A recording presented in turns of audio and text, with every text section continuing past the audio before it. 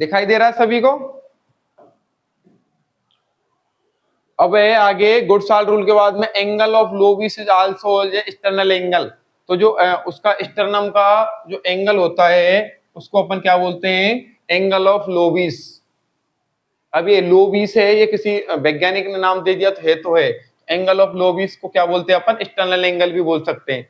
जो Erb's paralysis है due to upper trunk of brachial plexus, जो ब्रेकियल जो प्लेक्सस होता है उसमें अगर किसी प्रकार के अपर ट्रंक में पैरालिसिस हो जाए उसका नाम क्या है? Eris paralysis. तो एरस पैरालिसिस किसको बोलते हैं? ब्रेकियल जो प्लेक्सस होता है उसमें, ये प्लेक्सस क्या होते हैं? ये नर्व सप्लाई रहती है जो फैली रहती है पूरे शरीर में। तो एरस पैरालिसिस किसको बोलेंगे? Due to upper trunk of brachial plexus. Klumpke paralysis किसको बोलेंगे? ये ब्रेकियल प्लेक्सस का ही है और लोअर ट्रंक का है। ये तो अपर ट्रंक के जो पैरालिसिस है उसका नाम तो क्या है? Eris paralysis. जो लोअर ट्रंक का पैरालिसिस है उसको अपन बोलते हैं क्लम्बर्क पैरालिसिस। ये अपने को ज्यादा नहीं, थोड़ा सा देख लेना है कि एरस पैरालिसिस का मतलब क्या है। इसका मतलब है अपर ट्रंक का पैरालिसिस ब्रेकियल प्लेक्सस का। दूसरा है क्लम्बर्क पैरालिसिस, उसको बोलते हैं लोअर ट्रंक का पैरालिसिस, लोअर ट्रंक का पैरालिसिस ऑफ ब्रेकियल प्लेक्सस। अब है टेस्टिज। टेस्टिज की संरचना कैसी होती है? Oval shape. ओवल शेप मतलब अंडाकार। उसके बाद में इसकी जो वो क्या बोलते हैं, मेजरमेंट क्या है? 3/4 इंचेज, मतलब 1.5 इंच तो इसकी लेंथ होगी, 1 इंच विड्थ होगी और 3/4 इसकी चौड़ाई होगी। तो ऐसे करके इसकी मेजरमेंट होता है। इसकी वेट की बात करें तो 10 से 15 ग्राम होता है ईच वन। मतलब एक उसका टेस्टिस का वेट कितना है? 10 से 15 ग्राम। अब बात करते हैं स्टोमक। स्टोमक में क्या सिचुएटेड, कॉन्स्टिट्यूटेड होगा? Epigastrium, umbilical and hypogastric reason. अब ये क्या है? एपिगेस्ट्रिक और ये तो 9 पार्ट ऑफ एब्डोमेन होता है। एब्डोमेन को पढ़ने के लिए अपन 9 भागों में डिवाइड करते हैं इसे। तो इस जगह पे अपना स्टोमक रहता है, ठीक है। जैसे मान के तो एपिगेस्ट्रिक और उसके बाद में अम्बिलिकल रीजन और हाइपोगेस्ट्रिक, इन तीनों भागों में फैला रहता है, इसको बोलते हैं स्टोमक, ठीक है। उसके बाद में इसका शेप कैसा रहता है? अगर इम्पिटी है, इम्पिटी मतलब यदि अपना स्टोमक खाली है, इसका मतलब अपन खाना नहीं खाया, तो इसका जे शेप्ड होगा। कैसा होगा? जे के समान, जो जे वर्ड होता है इस हिसाब से ऐसा दिखाई देगा ये। अगर डिस्टेंडेड, डिस्टेंड मतलब फैला हुआ, ऐसा मतलब खाना खा लिया, तो पायरिफॉर्म, पायरिफॉर्म मतलब नाशपाती के समान हो जाता है ये, नाशपाती के समान पेरिफॉर्म हो जाता है।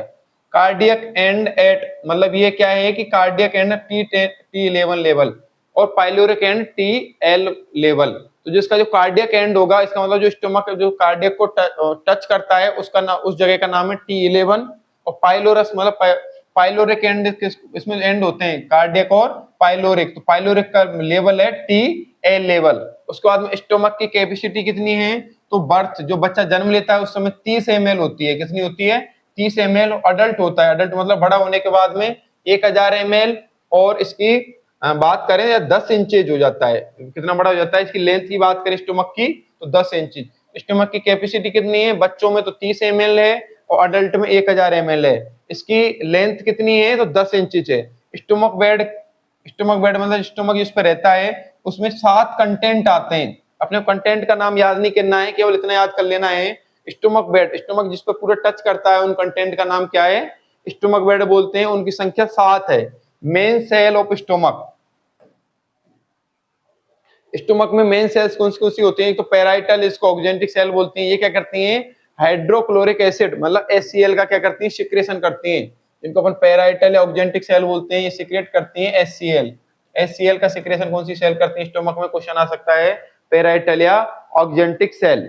उसके बाद में है जी सेल होती है, वो सिक्रेट करती है गैस्ट्रिन हार्मोन का। चीफ सेल होती हैं, वो क्या करती हैं? पेप्सिनोजन हार्मोन का सिक्रेशन करती हैं। Fundus is also called as the gastric pacemaker.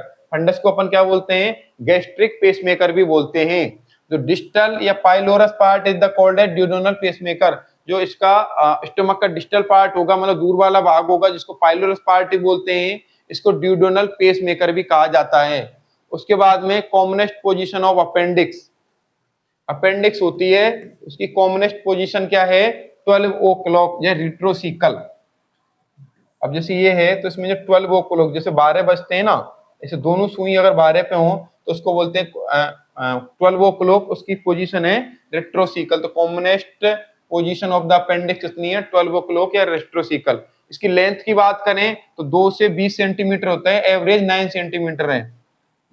Diameter कितना है, 5 mm है। पाइलोर। अब बात करते हैं किसकी, पोर्टल वेन की। पोर्टल वेन की लेंथ है 8 centimetre. From the union of the vein superior mesenteric and splenic vein at the level of L1 level. तो जो पोर्टल वेन होती है उसकी लेंथ तो कितनी है, 8 सेंटीमीटर है, और वो कहां से कहां तक है, superior mesenteric and splenic मेजेंटिक when इसमें आती है, उसका लेवल है L1, मतलब L1 लेवल पे ये रहती है पोर्टल वेन। अब पोर्टल वेन का काम क्या है, किसको सप्लाई देती है, पोर्टल वेन किसको सप्लाई देती है, लीवर को। किसको, लीवर को क्या देती है, ब्लड सप्लाई देती है portal vein. Portal hepatic system तुमने पढ़ा होगा। अब बात करते हैं गॉल ब्लेडर।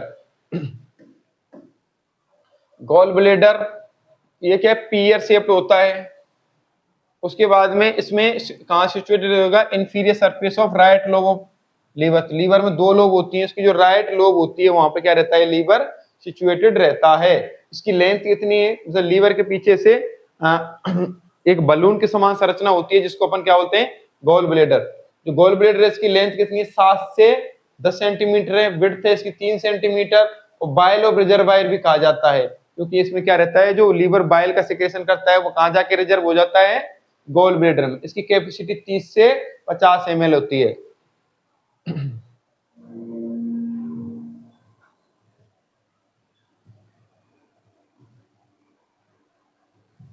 अब अपन आगे देखते हैं। तो bile duct is form of the union cystic duct and common hepatic duct. Bile duct किससे बनी होती है, इसमें फर्स्ट है जैसे बाइल डक्ट, तो ये 2 डक्ट से मिलकर बनी होती है, जिसका पहला नाम तो क्या है, सिस्टिक डक्ट, दूसरा है common hepatic duct. Bile duct और common hepatic duct. Length of bile duct 8 centimetre, diameter कितना है, 6 mm का। अब बात करते हैं स्प्लीन की। तो अगर कोई पूछ ले बाइल डक्ट की लेंथ कितनी है, तो 8 सेंटीमीटर है, डायमीटर इसका कितना है, 6 mm का। अब बात करते हैं स्प्लीन, ये वेज शेप्ड होगी, वेज शेप्ड ऑर्गन है। सिचुएटेड कहां सिचुएटेड रहता है ये, mainly in left hypochondrium and partially in the epigastrium. तो हाइपोकॉन्ड्रियम, एपिगैस्ट्रिक, अम्बिलिकल और हाइपोकॉन्ड्रियम, तो इस जगह पे क्या रहेगा, ये स्प्लीन सिचुएटेड रहता है हाइपोकॉन्ड्रियम में। तो हाइपोकॉन्ड्रियम और कहां पे, पार्शली थोड़ा सा किधर रहता है, एपिगैस्ट्रिक की तरफ। एपिगैस्ट्रिक रीजन में क्या रहता है, ये रहता है स्प्लीन का भाग। इसकी थिकनेस होगी 1 इंच होगी, और इसकी चौड़ाई 3 इंच है, और लंबाई 5 इंच है। और इसका जो वेट है वो 7 औंच में होता है, इसमें होता है 7 औंच। इसकी जो लेंथ है, इसकी जो रिलेटेड रहता है 9 से लेके 11 रिब्स तक ये रिलेटेड रहता है। अब मतलब अगर इसको कोई पूछे कि भाई जो स्प्लीन होती है उसकी अपन मेजरमेंट बताओ, मेजरमेंट के बाद सिचुएशन बताओ, तो कहां सिचुएटेड रहेगा ये, 9 से लेके 11वीं जो रिब होगी वहां पे रहेगा। पेनक्रियाज, पेनक्रियाज की लेंथ कितनी है, 15 से 20 सेंटीमीटर है। इसकी जो चौड़ाई है वो 3 है, और थिकनेस 2 सेंटीमीटर है। इसका वेट 90 ग्राम है। लोकेशन कहाँ है, L1 से लेके L2 वर्टिब्रल लेवल पर। अब बात करते हैं अपन लीवर। लीवर, तो लीवर का वजन है मेल में 1600 ग्राम, फीमेल में 1300 ग्राम। कहां से सिचुएटेड रहेगा, लेफ्ट राइट हाइपोकॉन्ड्रियम रीजन में, एपिगैस्ट्रियम में लेफ्ट हाइपोकॉन्ड्रियम रीजन में। लार्जेस्ट ग्लैंड है बॉडी की, इंपोर्टेंट। जो पेनक्रियाज होगा, सॉरी वो लीवर होगा, वो बॉडी की सबसे लार्जेस्ट ग्लैंड है। इसमें लोब पाई जाएंगी 2, राइट एंड लेफ्ट लोब। जो राइट लोब होगी वो लार्जर है, present chordate and quadrant lobe. इसमें जो लोब पाई जाएंगी पीछे, जिनको बोलते हैं कॉर्डेट एंड क्वाड्रेंट लोब। अब ये बताओ